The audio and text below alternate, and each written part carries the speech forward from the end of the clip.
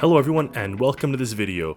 In the last video that I released talking about the pitchable propellers, there was a lot of comments and a lot of interaction both on my Discord server and on my YouTube video.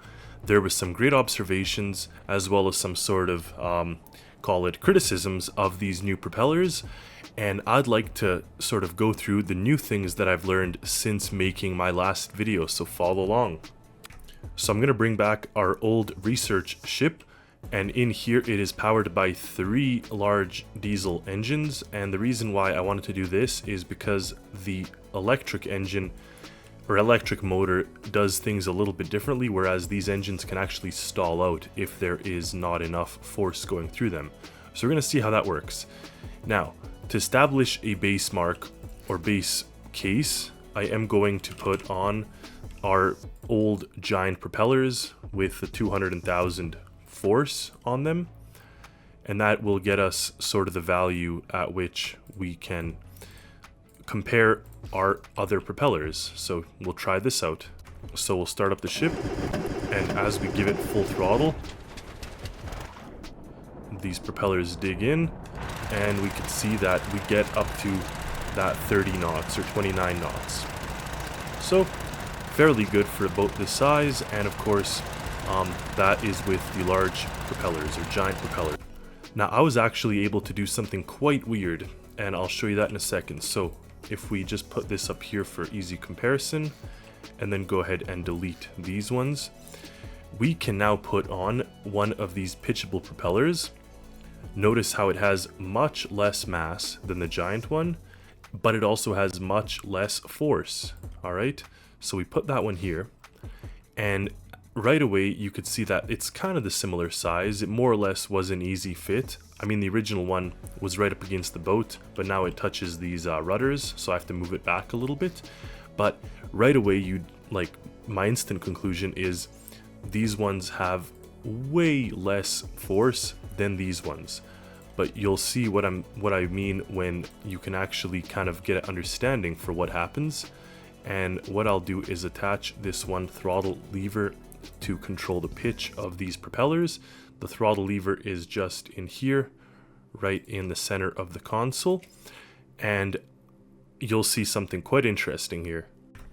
I've set the adjustable pitch propeller to 1, and we'll start up the engines and give it power here.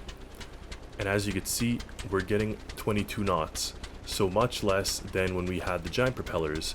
But you can also try to understand this like being an engine that is fully utilized. So it's really taking all the power of these engines to spin these propellers at this really exaggerated angle that we are now requesting. This pitch is quite exaggerated. So if we lower this a little bit, you can see our speed start to pick up drastically to the point where we can actually go faster than the giant propellers. So you can imagine this like the engine's now much more capable of pushing these propellers at a higher speed because the pitch isn't so like exaggerated or drastic. So it's actually able to go faster, which is quite interesting. So you could definitely find that sweet spot. I think for this ship it was around 50%, so 50% would give us that 32. Now what's interesting is when you go to turn, you can complete your turn. Here you go. And the propellers will keep going, which is actually good. On some of my other tests, I had the propellers kind of clonk out. So let's say we just leave this at a full 50%, turn off the engine, then turn on the engine, and give it power. So as if they weren't adjustable. So now we, pretty much, they would just be propellers that we use and not even change that pitch here. This is what you'd get. So it is riding at a relatively high RPS, but nothing too bad. And it's getting a higher top speed than if we were using those giant propellers. So not only are you saving weight, you are getting a higher top speed, which is actually very nice. What it actually reminds me of is sometimes when I had water jet engines on some of my vessels, I would have to actually put a clutch and put 90% throttle, because at 100% throttle, the engine would pretty much clonk out, like what happened here, where at 90% throttle, it was able to fully utilize that water jet engine and kind of make it propel. So it is quite interesting to note that even with this, call it medium pitchable propeller, or this guy here, we're able to get the same amount of force that is coming from this much larger or much more powerful propeller. Now, the next test that I want to show you guys is the following. If we put one side to have 2 blades and one side to have 8 blades, what will happen? Will it want to steer and turn, or will it be no different? And in the last video, I actually said there was no difference, but as you'll see here, there is a difference. So we'll set this back to 50%. And look at that, it's actually steering the ship. I didn't touch the controls to steer it, and look at that. So our 8 propeller or 8 blade variant is much more powerful. We could switch it just to see if that test works for the other side, and we are expecting that it will. So that means the amount of blades realistically does have an impact on the ship. So at 50%, all I'm doing is giving throttle, I'm not even steering or anything. And look at that. So very interesting. That is actually realistic. So I'm quite happy with these results. And that is actually encouraging. So this thing with the throttle lever, or call it the pitch, it is interesting to sort of note how that's happening and why, but logically you can understand why it's happening, and it's happening because we are pretty much putting too much stress into this engine to the point that it cannot sort of push those propellers through the water at 100% pitch, or at 1 whole pitch. So I've now put 2 propellers or 2 blades on these, which in theory should be easier for the engine. So we're going to see what happens now. So we're now redlining it much higher, so we could actually put this, let's try 70. Let's try 86. Even 100. Let's go to 100. So because there are physically less blades on these propellers, we're able to put this at 100%. Okay, that is actually really impressive, or really interesting, because on my last video with the electric motors, this did not happen. So now we're getting a speed of 31-ish knots, and we're getting an RPS of 17 at 100% throttle on these propellers.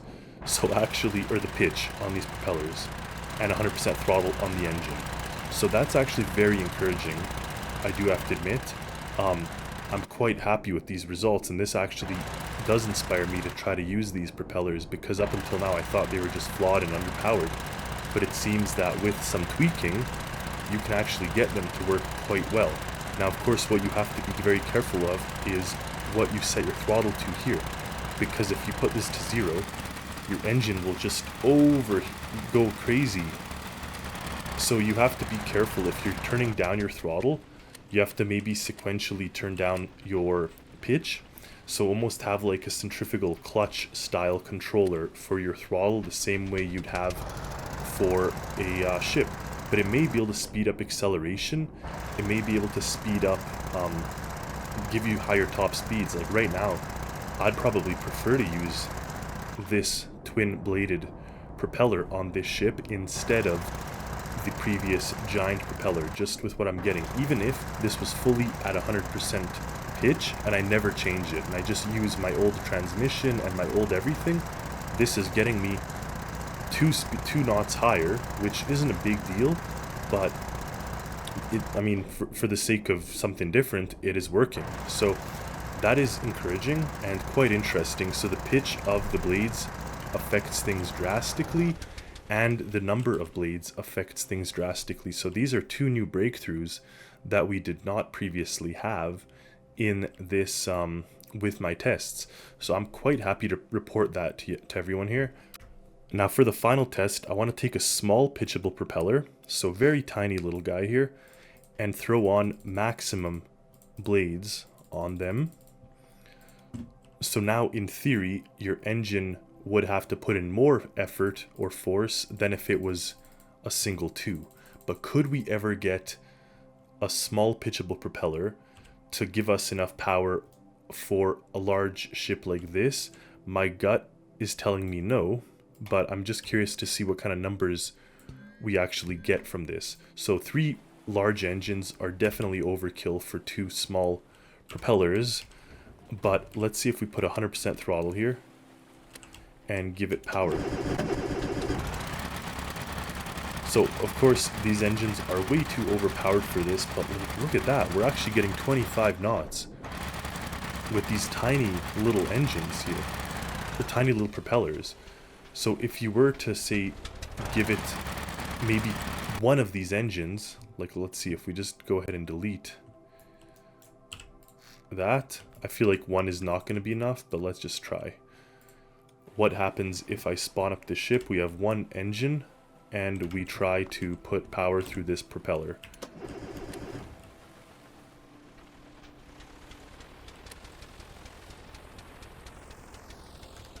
So we turn that down.